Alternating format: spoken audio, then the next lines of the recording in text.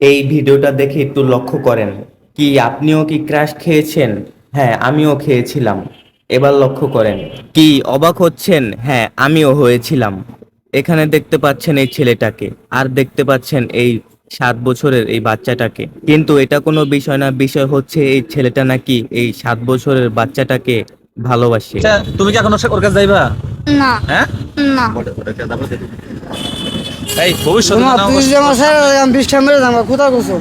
প্রথমে রিক্সা মেরে দিয়েছিল, তারপর আবার এই পিক আপ মেরে দিছে।